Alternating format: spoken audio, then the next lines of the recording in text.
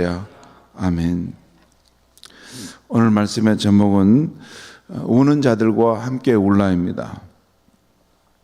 오늘 말씀은 욥의 친구 엘리바스가 앞장인 5장에서 자신의 좁은 관점으로 욥을 정죄한 것에 대해서 욥이 자신의 의로움을 변화하고 있는 내용입니다. 오늘 본문의 구조는 크게 세 부분으로 나눠볼 수 있는데요. 먼저 욥은 하나님께서 자신에게 주신 고난이 너무 크고 힘들다고 고백하고 있는 것입니다. 그 내용이 1절에서 13절까지 나와 있는데요. 먼저 1절에서 4절까지를 제가 읽어보겠습니다. 욥이 대답하여 이르되 나의 괴로움을 달아보며 나의 파멸을 저울 위에 모두 놓을 수 있다면 바다의 모래보다도 무거울 것이라. 바다의 모래가 얼마나 많습니까? 그것보다 더 내 괴로움이, 내 고통이 무겁다는 것입니다. 그러므로 나의 말이 경솔하였구나. 그러니까 고통이 너무 크게 되므로 자기가 말을 실수했다라고 하는 고백입니다. 4절입니다. 전능자의 화살이 내게 박힘에 나의 영이 그 독을 마셨나니 하나님의 두려움이 나를 엄습하여 치는구나. 전능자의 화살이 내게 박혔다. 나의 영이 그 독을 마셨다. 이 전능자의 화살은 하나님을 말합니다. 그 다음에 나오죠. 하나님의 두려움이 나를 엄습하여 치는구나. 전능자이신 하나님의 화살이 내게 와 박혀서 그 독이 내 안에 퍼져서 내가 고통을 겪고 있다라는 것입니다. 이것은 자기의 죄로 인한 것이다라는 꼭 그런 말은 아니에요. 이 시련과 이 환란이 이게 왔는데 궁극적으로는 하나님께서 이것을 내게 허락하지 않으셨는가 그런 뜻입니다. 욥의 이 신앙에는 하나님의 주권, 하나님이 온 세상을 통치하시고 또 다스리신다. 하나님이 직접 내게 이런 도가사를 싼 것은 아니지만 하나님이 궁극적으로 허락하지 않으면 이런 일이 내게 일어나지 않을 텐데 하나님께서 마지막 순간에 이 시련이 내게 오는 것을 허락하심으로 이게 내게 왔다라는 것입니다. 하나님의 두려움이 나를 엄습한다. 여러분, 신자는, 성도는 모든 고난과 환난을 궁극적으로 하나님 앞에 가져가서 묻고 또 하나님과 씨름하면서 그 환난의 문제를 해결하는 것이 맞습니다. 마귀가 또 이 불완전한 세상이 또 우리 주변의 사람들의 어떤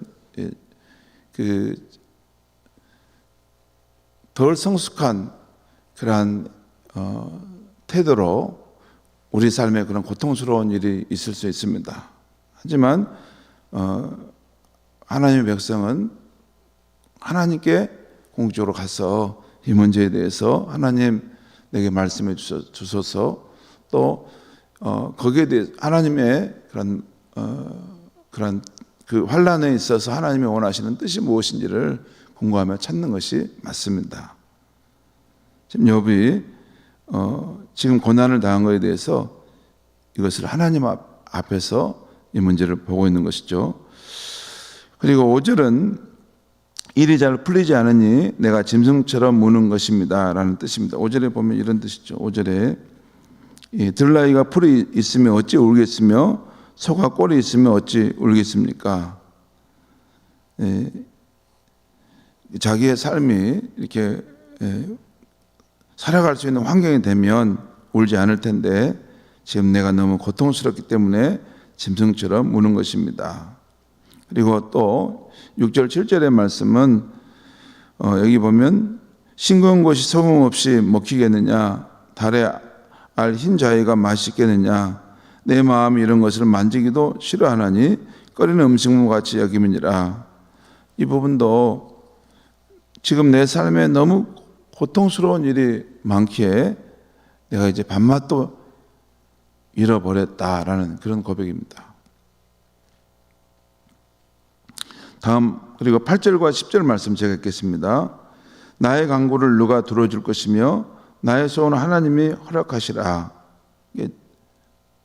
내 간구를 들어주는 사람 없고 내 소원을 하나님도 허락하지 않아주신다는 것입니다. 9절입니다. 이는 곧 나를 멸하기를 기뻐하사 하나님이 그의 손을 들어 나를 끊어버리실 것이라. 나의 소원이 이거예요. 내가 너무 고통스럽기 때문에 하나님이 그의 손을 들어 나를 끊어버리셨으면 합니다 하는 그 기도를 드리는데 허락하지 않으신다는 것입니다. 혹 하나님이 그 손을 들어 나를 끊어버리실지라도, 이게 10절입니다. 그러할지라도 내가 오히려 위로를 받고 그칠 줄 모르는 고통 가운데 기뻐하는 것은 내가 거룩하신 이의 말씀을 거역하지 아니하였습니다. 혹시 하나님의 손을 들어 내 생명을 끊어버리신다면 나는 너무 좋겠는데, 정말 그런 일이 있을지라도 나는 거룩하신 이의 말씀을 거역하지 않았다. 그러니까 내가 오늘 당장 죽는다 하더라도 나는 하나님의 말씀을 거역하지 않고 그 말씀 한 구절이라도 지키려고 나는 지금까지 살아왔다라고 하는 자기 변론의 뜻도 담겨 있는 것입니다. 다시 12절 13절 말씀 제가 읽겠습니다. 나의 기력이 어찌 돌의 기력이겠느냐, 나의 살이 어찌 노쇠겠느냐, 나의 도움이 내 속에 없지 아니하냐, 나의 능력이 내게서 쫓겨나지 아니하였느냐.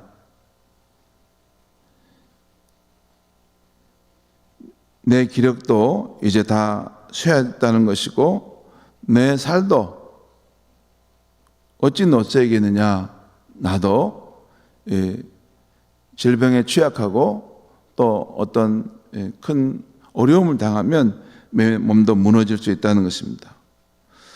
그리고 나의 도움이 내 속에 없지 아니하냐, 그 말은 내 안에 나를 도울 수 있는 능력은 없는 것 아니냐, 또 내가 나의 능력이 내게서 쫓겨나지 아니하였느냐라고 하는 말은 나를 구원할 능력이 내게 없다라는 말입니다. 그러니까 아무리 어렵고 굳센 믿음의 사람 욥이라 할지라도 그도 연약한 인간이라는 것입니다. 찔르면 아프고 또 돌로 치면 고통을 느끼고 쓰러지는 연약한 인간이라는 것이죠. 노새처럼 강하지 않다는 것입니다. 그렇죠. 사람이 신앙의 그런 관점은 정말 바위 같은 굳센 믿음을 가질지라도 그 정신이, 그 영이 그랬을 뿐이지 그 육체를 가진 인간은 나약할 수밖에 없습니다. 왜냐하면 질그릇으로 그 몸이 지어졌기 때문에 그렇죠. 자, 욥은 지금 하나님께서 자신에게 주신 고난이 너무 크다라고, 힘들다고 지금 고백한 것입니다.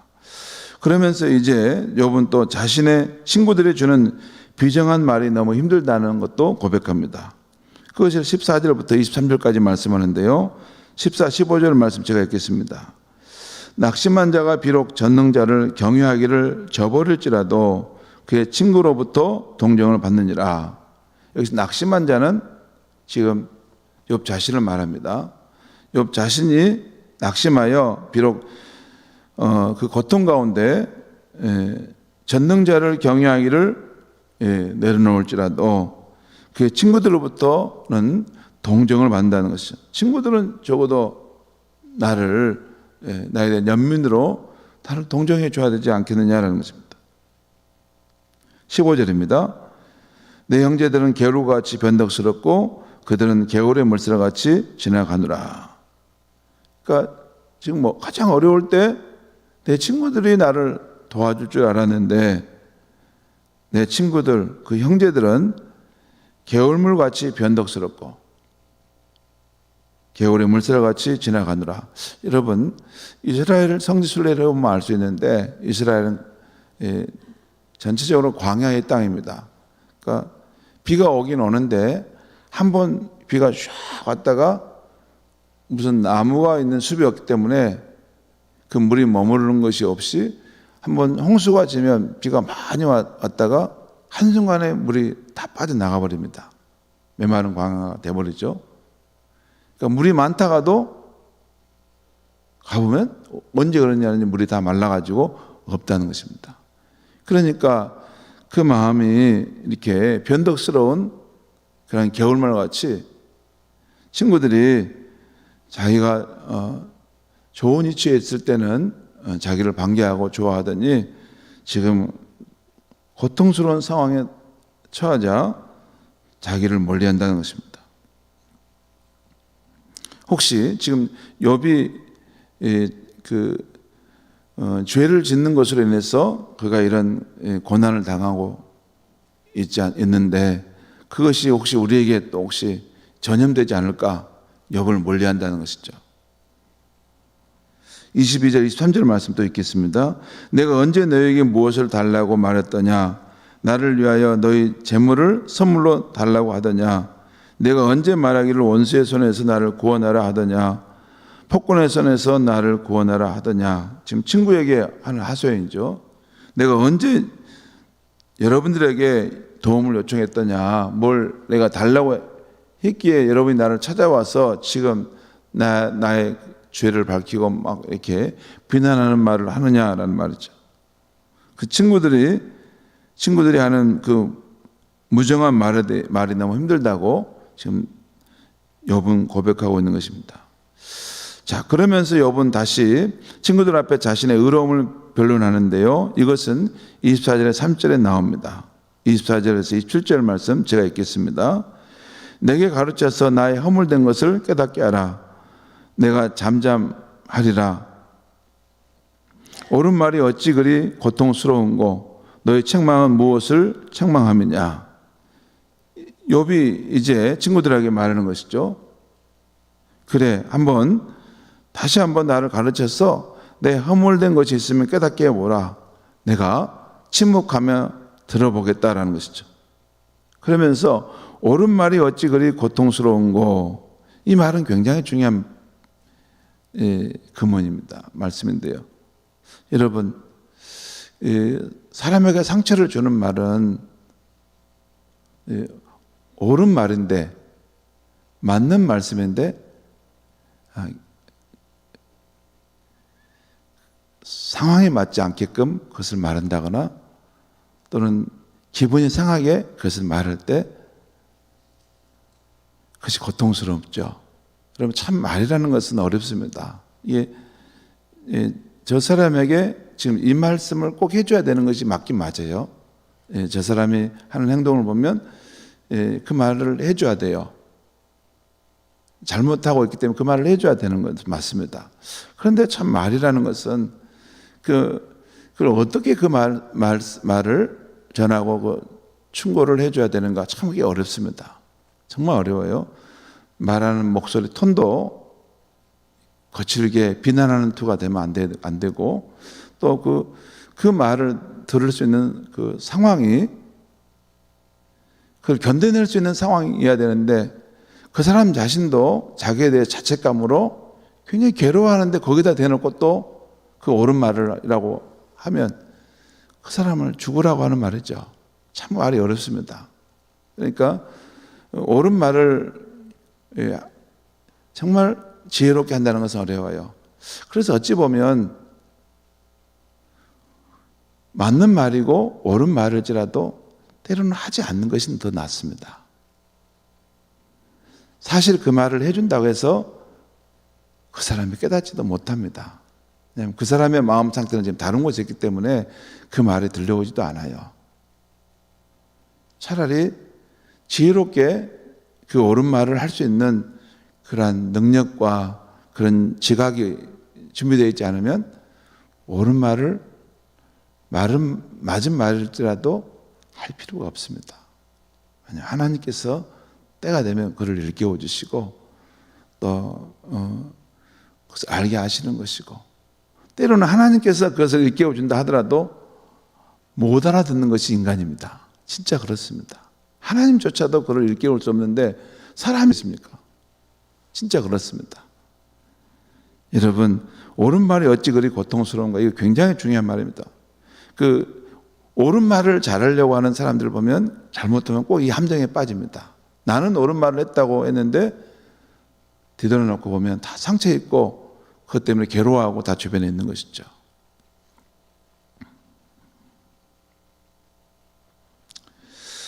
자, 26절 보겠습니다. 너희가 남의 말을 꾸짖을 생각을 하나 실망한 자의 말은 바람에 날아가느니라. 실망한 자는 바로 이 절망한 욥을 말하는 것이죠.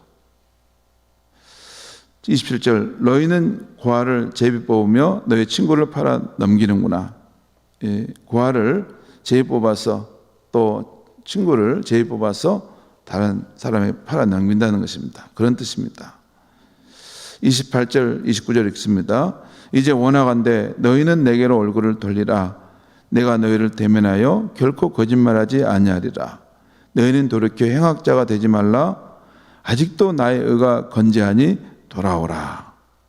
다시 욥이 자신의 건재함을, 자신이 의롭다는 것을 분명하게 선언하면서 나에 대해서 마치 내가 죄를 짓는 사람처럼 그런 눈빛으로 나를 보지 말고 나를 또 무정하게 배척하지 말고 친구의 우정으로 내게 돌아오라. 그런 뜻입니다. 여러분, 무정하고 정죄하는 친구들 앞에서 자신의 어려움을 끝까지 변호하고 있으는 봅니다. 성도 여러분, 어려울 때 친구가 진짜 친구라는 말이 있죠. 어려울 때 나를 편들어주는 친구가 진짜 친구라는 것입니다.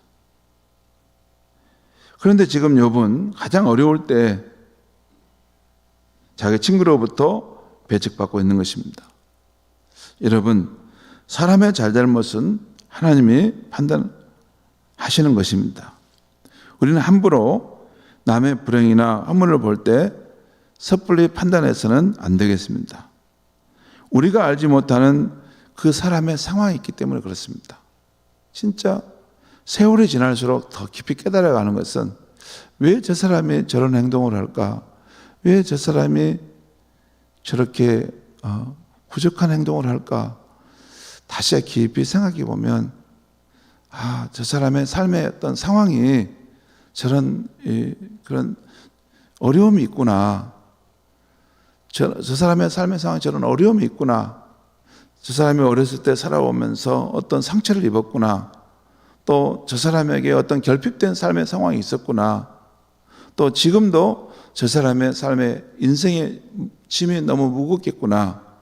또 어떤 주변에 고통스러운 일이 있기 때문에 지금 그렇게 그런 표현을 하는구나.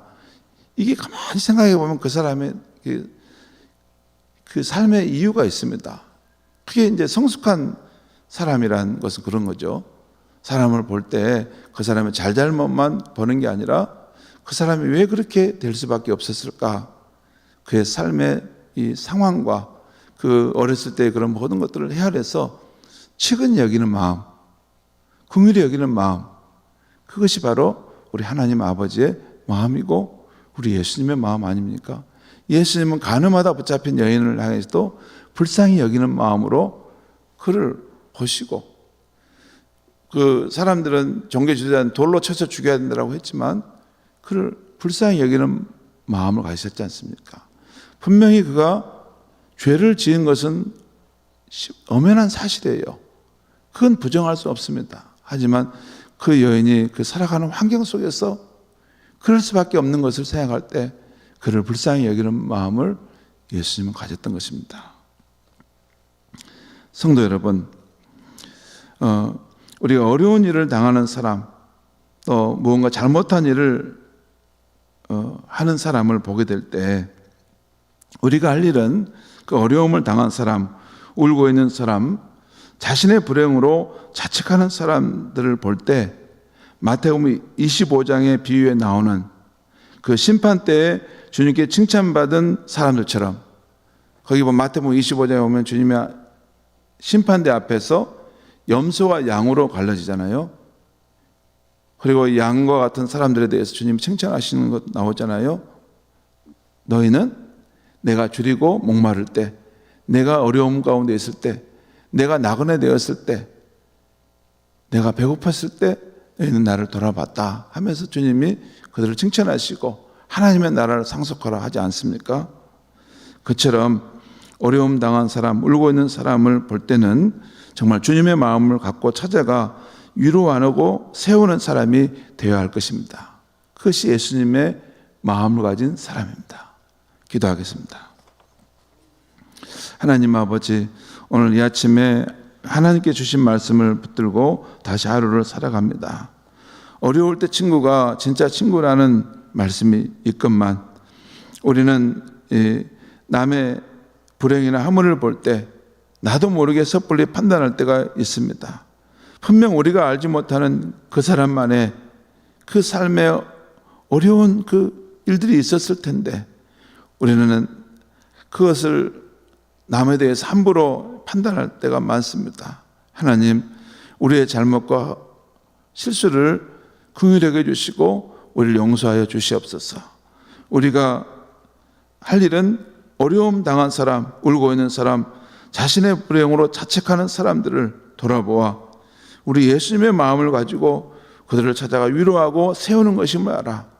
내 가까이 내 주변에 있는 사람들에게 예수님의 마음으로 늘 따뜻하게 사랑의 말을 전할 수 있는 그러한 주님의 사람들이 될 수 있게 하여 주시옵소서. 오늘 하루도 그런 아름다운 일들을 행하면서 주님의 영광을 드러내게 하여 주시옵소서. 예수님의 이름으로